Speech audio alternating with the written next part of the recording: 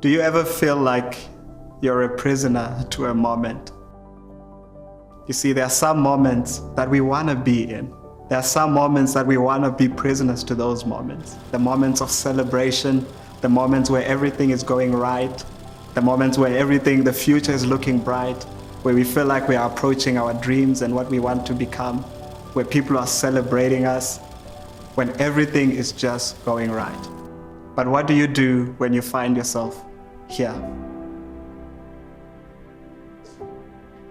What do you do when you find yourself a prisoner to a difficult moment, to difficult circumstances?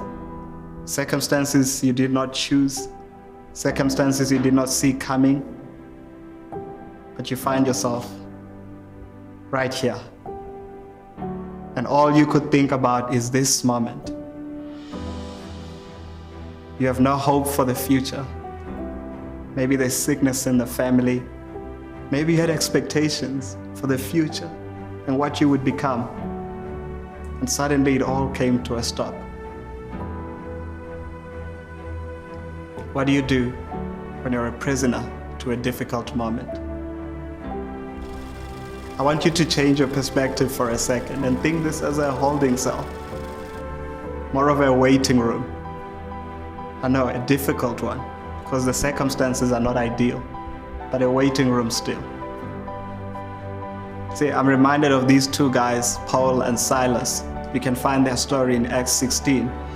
They find themselves in this place where they are prisoners, but they choose not to be prisoners of that moment. They choose to rather lift their eyes and worship God for who He is, regardless of the circumstances that they are facing. And I want to encourage you today, wherever you might find yourself, that yes, the time is difficult. Yes, it's not ideal. Yes, you did not choose to be here. And I understand and I feel where you are.